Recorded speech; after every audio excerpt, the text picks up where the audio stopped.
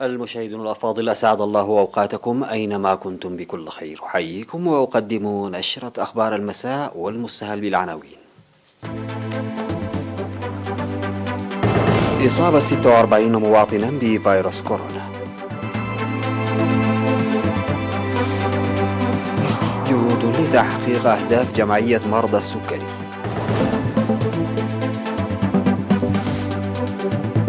خدمات بيطرية مرضية في أغردات.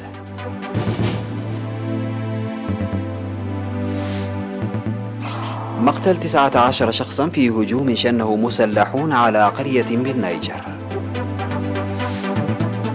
أزمة مشتعلة بين روسيا والتشيك وتبادل طرد دبلوماسيين. إغلاق كامل في 4 مدن كولومبيا بسبب الموجة الثالثة من كورونا.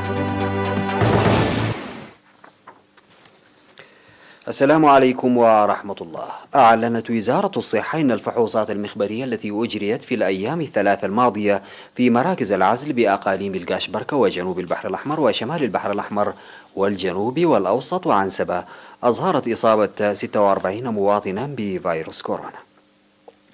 وظهرت 18 من الإصابات في إقليم القاشبركة، 6 منها في قلوج و5 في أديبرة و4 في علي قدر و3 في منصورة.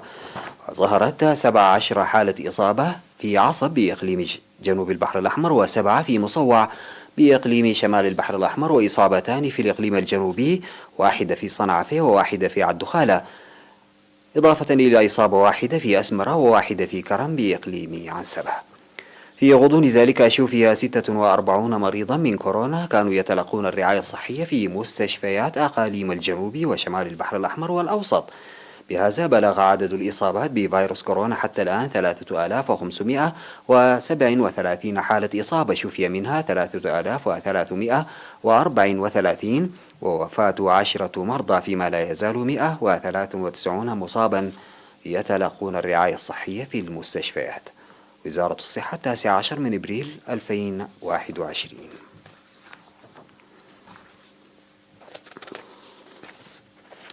أعلنت الجمعية الوطنية لمرضى السكري العمل بقوة بالتعاون مع جميع المؤسسات الحكومية والمجتمع لتحقيق أهداف تأسيسها. وقال رئيس الجمعية الدكتور غويتوم براهتو إن الأهداف الأساسية للجمعية توعية المجتمع بمرض السكري ونشر الدراسات الحديثة للحصول على المعلومات الآنية، والعمل لحصول مرضى السكري على النصح والدعم بالتعاون مع الحكومة والمؤسسات المهتمة والأفراد. وذكر تقديم الجمعية بطاقات المرض لحصولهم على الرعاية العاجلة أثناء وقوع الحوادث، والدفاع عن حقوق مرضى السكري، والسعي لدفع المواطنين لإجراء فحوصات للتعرف على وضع السكري لديهم. وأوضح أن الجمعية لديها 15 فرعا في مديريات الأقاليم 6 للتوعية وتقديم المعلومات وتقديم أدوية السكر المجانية للمرضى. ونصح مرضى السكري تناول الأدوية جيدا والغذاء المتوازن وترك المشروبات الكحولية والتدخين والقيام بالرياضة وإجراء الفحوصات للسكر في الدم. هذا وتأسس الجمعية الوطنية لمرضى السكري عام 1998 بقلة من المتطوعين تحت إشراف وزارة الصحة، ولديها حاليا أكثر من 15 ألف عضو مسجل، وتعمل بخلق العلاقات مع الجمعيات المماثلة في إفريقيا والدول الأخرى. وأصبحت عضو في الاتحاد الدولي للسكري في الاجتماع الدولي الذي عقد في فرنسا في شهر أغسطس عام 2003. أوضح الدكتور غويتوم أن رعاية مرضى السكري ليست مسؤولية الحكومة وحدها، وعلى كافة قطاعات المجتمع المساهمة فيها حسب القدرات والإمكانات.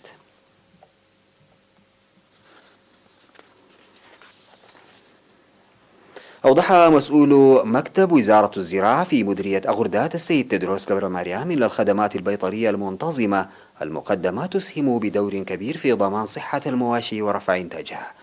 وذكر وجود حوالي 360 ألف رأس من الماشية في المديرية، وتتمتع بصحة جيدة بفضل الخدمات البيطرية المجانية التي توفرها وزارة الزراعة. وأشار إلى الدور الكبير للتوعية التي يقدمها المهنيون البيطريون بشأن أهمية التطعيم المنتظم والخدمات الأخرى، داعيا إلى إقامة محميات رعوية والدفع بأنشطة حماية التربة والمياه وبناء خزانات لتجميع المياه. وناشد السيد تدروس المزارعين عامة وأصحاب المواشي، على وجه الخصوص تقديم معلومات عاجلة في حال ظهور الأمراض الحيوانية، والعمل لجمع الحشائش لاستخدامها صيفا.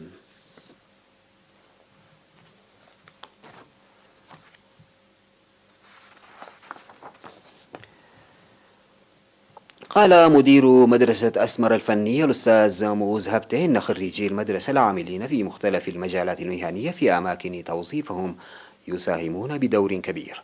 وأوضح أن المدرسة التي بدأت ب4 مجالات تدريب تعتبر أول مدرسة فنية في البلاد، وتقدم حاليا التدريب المهني في 9 مجالات هي الميكانيكا والبناء والتخطيط والكهرباء والإلكترونيات والحداد والخراطة والنجارة والمسح.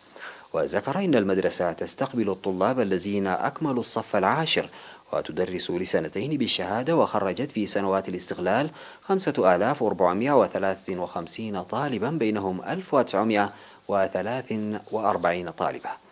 وأفاد المدرسون أمباساجر أمانيئيل والمهندس عثمان أمان والمهندس فيلمون نقاش إلا المدرسة تقدم الدراسة النظرية والتطبيقية، منادين أولياء الأمور للتعرف على هوايات أبنائهم والطلاب لتطوير القدرات المكتسبة. تجدر الإشارة إلى أن مدرسة أسمر الفنية تأسست عام 1954.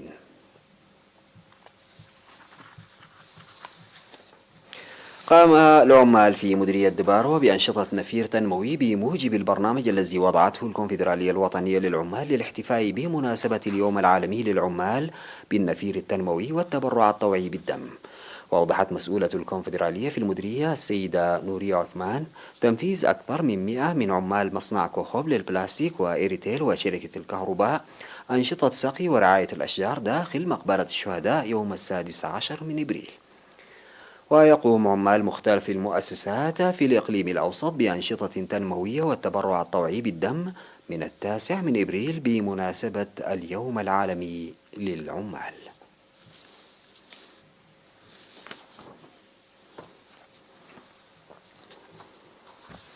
بعد الفاصل سيداتي وسادتي أعود لمواصلة الأخبار.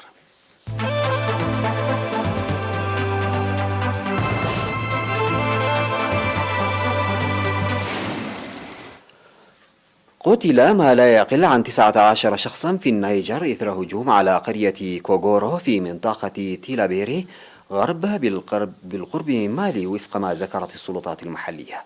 وقال مسؤول في بلدية ديسا التي تدير كوغورو لوكالة فرانس براس إنهم أحصوا حتى الآن 19 جثمانا وجرح 2 خلال هذا الهجوم الذي شنه على كوغورو مسلحون وصلوا على متن دراجات نارية.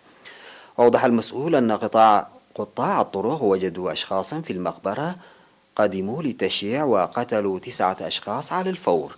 وبعد ذلك قام المهاجمون الذين لم يتم تحديد هويتهم وعددهم بدخول القرية وأطلقوا النار على كل شخص صادفوه. وتتعرض منطقة تيلابيري الواقعة عند تخوم النيجر ومالي وبوركينا فاسو بانتظام لهجمات المتطرفين المسلحين. وازدادت الهجمات على المدنيين منذ بداية العام في النيجر، حيث قتل أكثر من 300 شخص في 3 موجات من الهجمات على قرى ومخيمات في غربي البلاد عند الحدود مع مالي. أعلنت روسيا أن 20 موظفا في السفارة التشيكية في موسكو باتوا يعتبرون أشخاصا غير مرغوب فيهم ويجب عليهم مغادرة البلاد. جاء الإعلان من وزارة الشؤون الخارجية إثر استدعاء السفير التشيكي في موسكو فيتسلاف بيفونكا. وتوعدت روسيا في وقت سابق باتخاذ تدابير مضادة بعد طرد تشيكيا 18 دبلوماسيا روسيا اتهمتهم بالتجسس. وأوضح البيان تم استدعاء سفير جمهورية تشيكيا وأبلغناه بحزم احتجاجنا بعد التصرف العدائي للسلطات التشيكية حيال موظفي البعثة الدبلوماسية الروسية في براغ.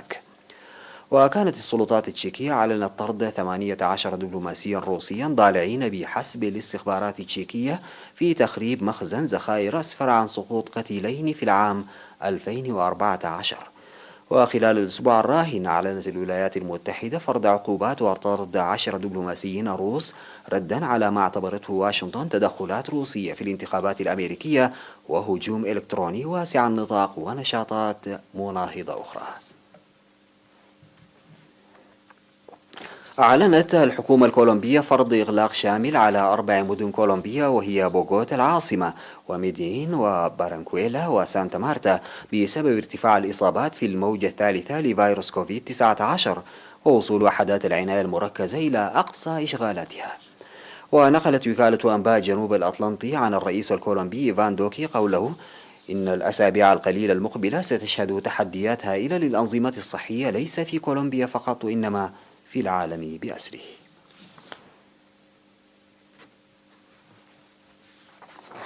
سادتي، انتهت نشرة أخبار المساء قدمتها لحضراتكم من الفضائية الإريترية. شكرا لمتابعتكم. السلام عليكم ورحمة الله تعالى وبركاته.